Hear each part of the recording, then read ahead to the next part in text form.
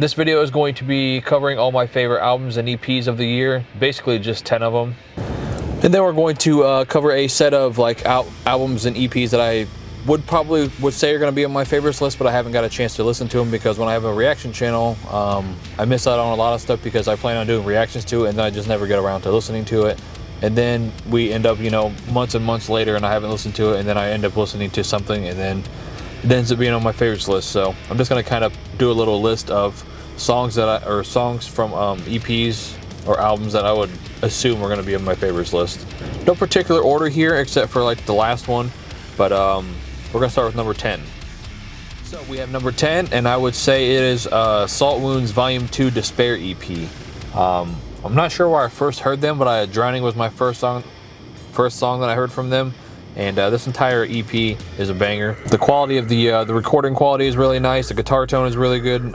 They're really angry and just like my type of, like, you know, hardcore beatdown, deathcore type of release. So I would say probably my favorite track is Drowning on the EP, and then probably The Negative as the second favorite track.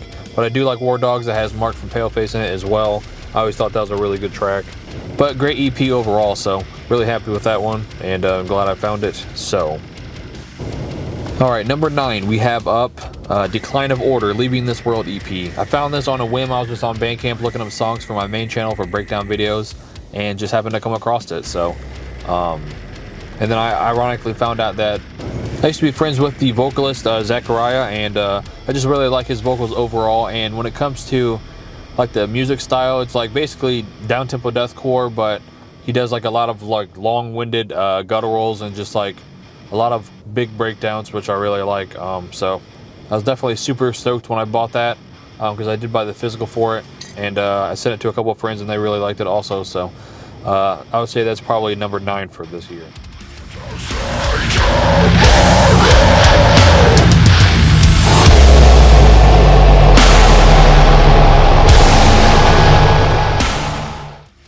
And up next we have number 8, which is Angel Maker's Sanctum album. But I pretty much like anything that Angel Maker puts out, and I've really loved them over the years because they really have that like old school metalcore, old school like deathcore sound with all the band chants and the melodies and the heavy breakdowns. Obviously the dual vocalist is like one of my favorite things in deathcore bands, so really enjoyed that album. But like I said, I've only listened to it like probably 3 or 4 times, so I definitely need to check it out some more. I just wanted to throw that in the list because it's definitely a fire album.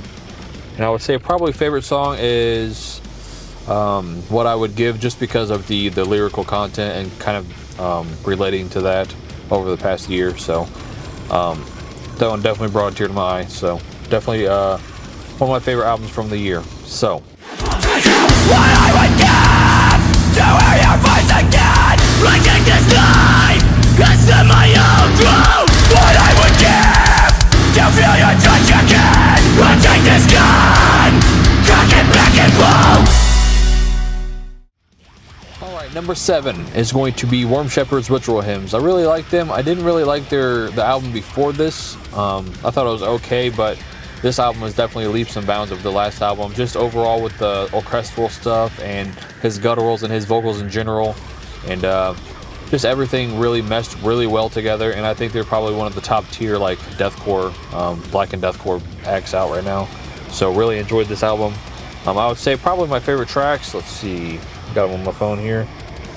I would say my favorite tracks on the album would be The River of Knives, Winter Sun, and Blood Kingdom.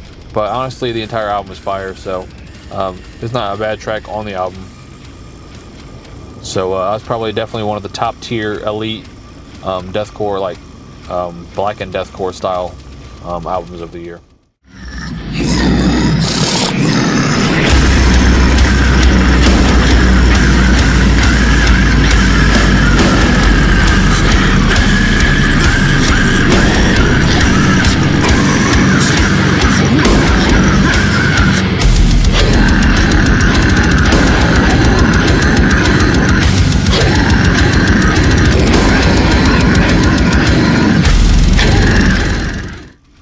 And just to go with the black and deathcore theme, we're going to go with number 6, and this is Eternity by Awakened Providence. Obviously, they were doing like this sound back in 2019, and I think they're probably one of the top tier bands when it comes to like the black and deathcore style. Obviously, I think Adam's vocals are incredible. He has a really nice range. I actually do have the album in the daily right now, which we're sitting in right now, but I do have the physical. I just bought them from was it Indie Merch. I just got them probably about a week and a half or 2 weeks ago, and I've pretty much just kept it in the radio since then because I really didn't listen to it before I bought the actual physical.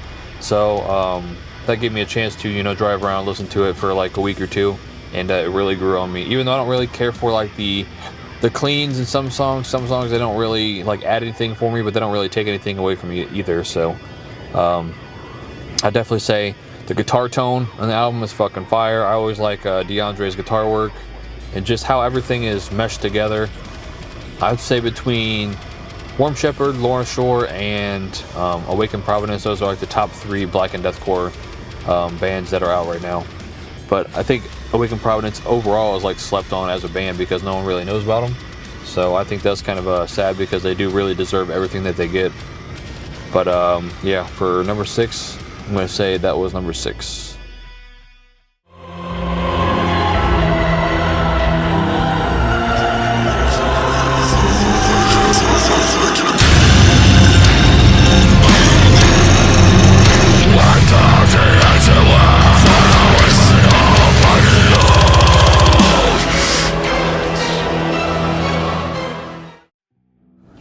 Number 5, we are going to go with, I would say Crown Magnetar's Alone in Death EP.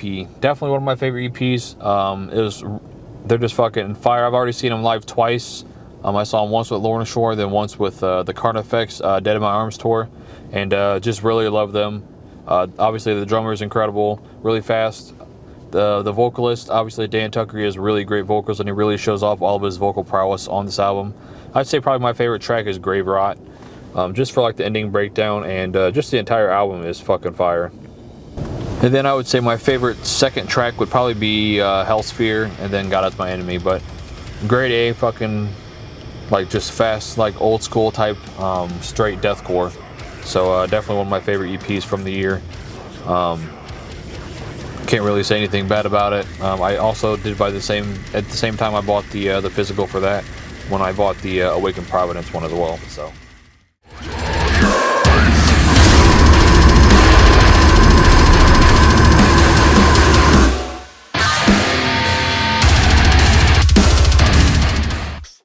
Okay, number 4. So we're down to basically all of my favorite albums for the year. Number 4 is going to be The Last 10 Seconds of Life, self-titled album. I know they came out with another EP this year, or this last year, but I haven't had a chance to listen to it yet. Or it might have come out this year. I think it's the end of last year. But I didn't have any time to listen to it, so that didn't make the list because I do still got to check that out, and I do want to do a reaction to that, so that will be coming here pretty soon. But yeah, just everything about the album. I really like Wyatt's guitar tone. Like, he has like the best fucking guitar tone in the 6-string game when it comes to any kind of like deathcore, metalcore, or anything like that. Definitely has. I think he plays in double drop G or just drop G. I'm not really sure, but that 6-string baritone definitely be slapping. Turn the heat down here. But yeah, I really enjoyed that album. As far as like the singing in that album, it's kind of like the same thing with the Awakened Providence. Sometimes it added something for me, sometimes it didn't really do anything for me. It just kind of is there, taking up space. So I definitely love the drumming in the album. I follow the drummer on obviously Instagram, but he's not in the band anymore. They pretty much got all new members, and Wyatt's like the only original member, so I'm not really sure what happened with that. If you guys know, just let me know in the comments. I've tried to ask the drummer before, but he didn't say anything, so might have been some kind of goofy shit going on, but I'm not really sure. But that was definitely one of my favorite albums from last year. When the Sabbath came out, that was definitely a fire track. I really miss John's voice, but I don't really have any bad things to say about the first vocalist or the new vocalist, because I really haven't really listened to him much, so I don't know if he's like bad or good or what. I've heard he's pretty good, so hopefully it's a good album for EP. But yeah, that is number 4, Last 10 Seconds of Life, self-titled.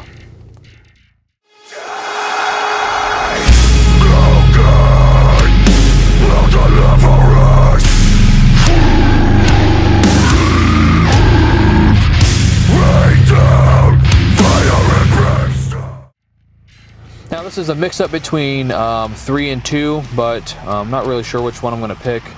but I would say probably, I would say 3 would be Paleface, Pear, and Dagger.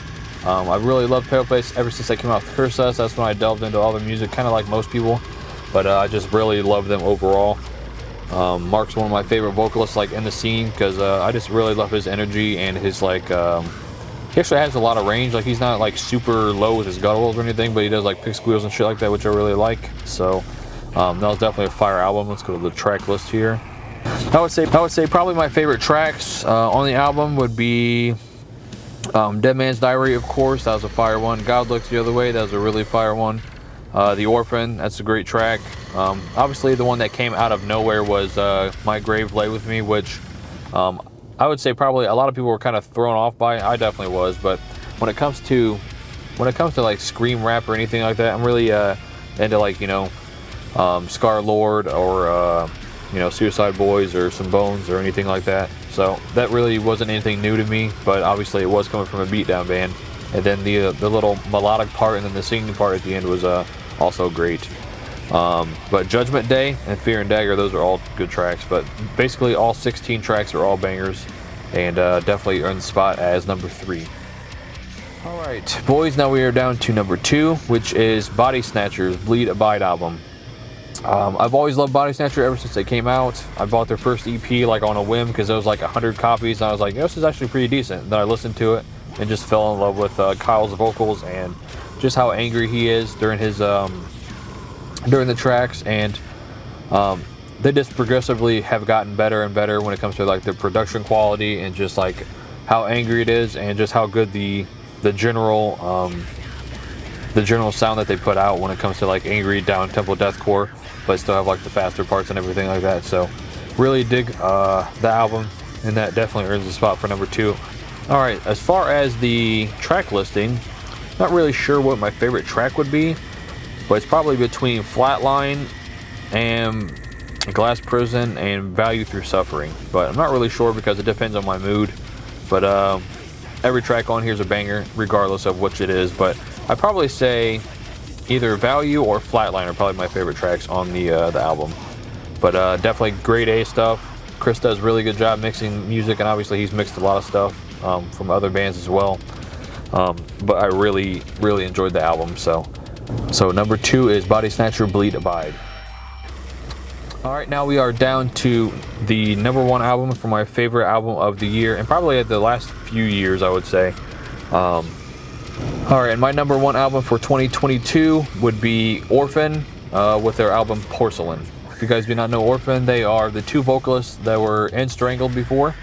I really love them as a vocal duo because obviously you have the really low and then the high screams from Josh.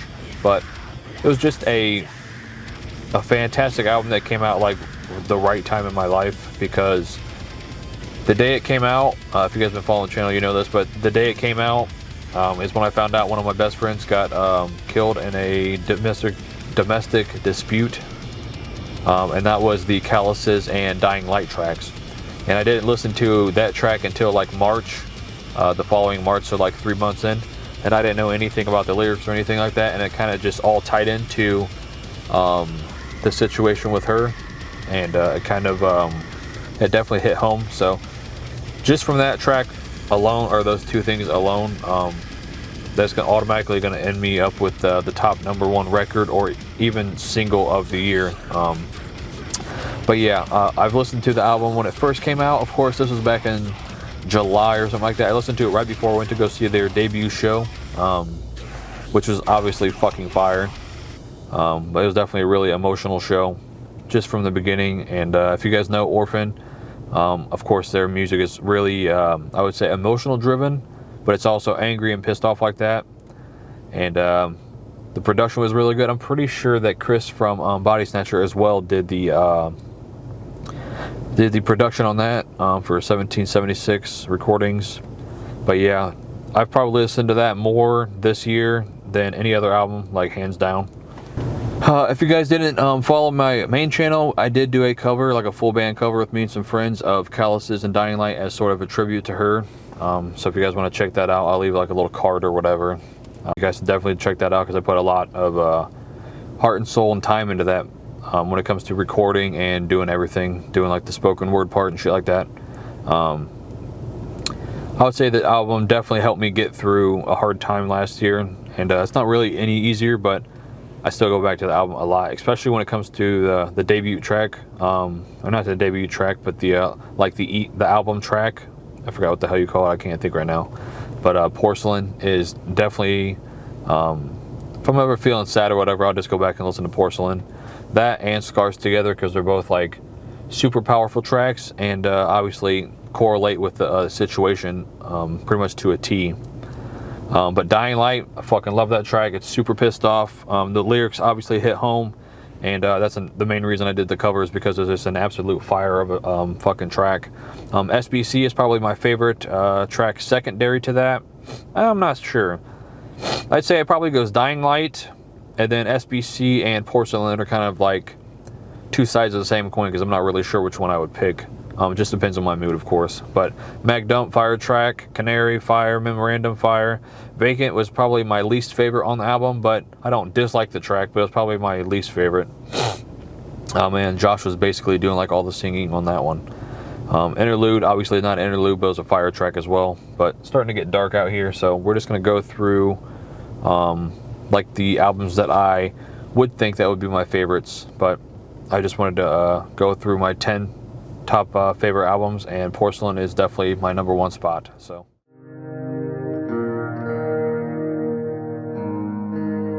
the years go by,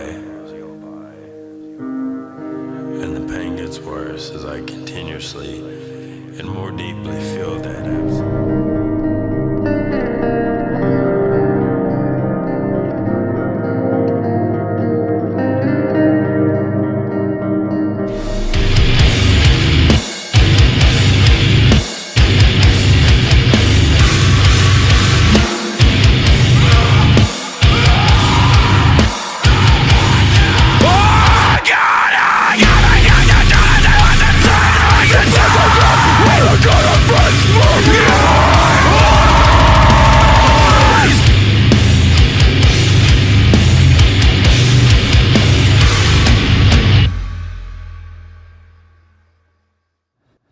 These are going to be a list of like my possible favorite albums that might be on the list, but I just haven't listened to them yet. So we're just going to go through the list pretty fast. Pint Glass, Blood, Sweat, and Stella. I really wanted to listen to the album, but I just haven't done it yet because I am going to do a reaction to it. So one of my favorite Beatdown bands. Let's see. The second one is No Face, No Case, Flex Fiesta. Obviously their album, debut album that came out, so I definitely want to check that out. And I'll probably do a reaction to that as well. Spite, Dedication of Flesh. I have listened to the part of this in the car, but I really wasn't paying attention too much, so I do need to sit down and listen to it a few times. Next up we have Nightfall, The Creation of God, which is just crazy, like super down tempo, like fucking ridiculous vocals, deathcore. So I definitely want to check that out. I loved his other tracks, I just haven't got around to listening to this, which I'll probably do a few reactions on that as well. Another big one is Lorna Shore's Pain Remains, because I want to do, of course, reactions to the stuff, so I just haven't got around to it yet, which those videos will also be coming pretty soon. Let's see. Next up is Meyer Lore, the Underworld EP, because I really do love Frankie's guitar work and Dan Watson's vocals. That's probably my favorite project that he's in, is Meyer Lore, because he really explores in his like long screams and his like gutturals, and I heard there's even some singing in it, so I'm not really sure about that, but definitely one of my my most anticipated releases. I just never got around to it because, like I said again, I always wanted to do a reaction to it. Let's see, and like I said before, The Last 10 Seconds of Life, Disquisition of an Execution EP with the new vocalist and the new setup, or the new people in the band, so I definitely want to check that out. And then this one was going to be on the list, but I haven't listened to it enough to put it on the list to be like anything that's like my favorite, but it's definitely a fire album, which is Suffer from the UK, The Sorrow We Sow, and The Hatred We Know, which was a fantastic album, but like I said, I only listened to it like once or twice just to get stuff in the breakdown video done. But yeah, those are definitely albums I want to check out, reaction-wise, or just check out on my own. So those would probably be on the favorites list. I just haven't got around to them yet. So And then I just wrote down a few singles that were my favorite singles of the year throughout the year. So I'm just going to go through these quickly as well, just so we can cut down on the time. But we have my favorite single from the year probably would be Awaken Providence, God Killer, which I don't understand why it wasn't on the album. Like, I listened to it 2 or 3 times and I was like, man, where the hell is God Killer at? But it's not even on the album, so I didn't know what was up with that. But the breakdown at the end is just fucking monstrous. Adam is ridiculous with his vocals and just the guitar tone. And if you guys want to check that reaction, I'll leave a little card or whatever for that. But another one that I was really into was, don't be hating on me, but Immortal Disfigurement, Dragged Through the Inferno, obviously CJ's new band. I do really love CJ's vocals overall, and I really think he's one of the top tier deathcore vocalists when it comes to like the gutturals and all that shit like that. He definitely came back to the scene with a strong comeback. And obviously the guitarist is one of the guitarists from Awaken Providence. He was like one of the guitarists from, I think, their original days, or at least the Doom EP, and then like the next stuff after that before the 2019 album. And then Shane on bass, which he was in Winds of Plague and some other bands I don't remember, but main band is Winds of Plague that he was in. So I definitely think it's going to be a fire EP whenever it comes out. But I definitely want to throw that on the list because I listened to that a lot when it first came out. Another one is Hostages Rot, which is like a beatdown band from Chicago. After the whole thing with her, I didn't really listen to any music for like I said, like the 2 or 3 months. I was kind of like away from music from that time. And Hostages, I think Hardcore Keem did a reaction video to that, and I found that track from him reacting to it, and that was like one of the first songs I listened to when I came back to music. So that's definitely a special place, but it is also a fire track as well. And they do have an EP. I do want to do a reaction to that as well. Another one is Hard Reset, Nashville Heavy. Really love that track. That's more of hardcore, but I really love that track, so I wanted to throw it on the list. Next up is Oceano, Mass Produced. I really like the song overall just for the ending, like fast double bass breakdown, but mostly because of the melodic riffs in the middle of the track. That's probably my favorite part of the track. And then the last one I wrote down is Defamed Crystal Prison. Really like that track overall. They really experimented with like trap elements and shit like that. Oh, speaking of, another band that messed with trap elements is Hunter from Hunt the Dinosaur. He had another band called Sorrow Eater, and the one track I can't think of right now. But yeah, that track was definitely fire. They messed with kind of like the trap elements and all that stuff during the breakdown, so I thought that was really sick. But yeah, I just wanted to come back for this video and do this before I started doing reactions, because I wanted to cover everything that I liked in 2020, 2022, to get ready for 2023's releases. So now I can start doing some reactions. Be sure to check out the main channel. I am going to be doing more breakdown videos and compilations and shit like that, so hopefully everything comes out good. If you guys don't follow that channel, I'll leave that down below and at the end of the videos as well. And yeah, I'm about to get out of here before it gets dark, and hopefully we'll be back in the normal setup on the reaction videos. I keep on looking at myself because I'm trying to make sure I'm in focus. But yeah, let me know what you guys think about the audio quality with this little thing set up. Hopefully it's facing the right way. Hopefully everything came out good on this video, and see you guys in the next video. Peace.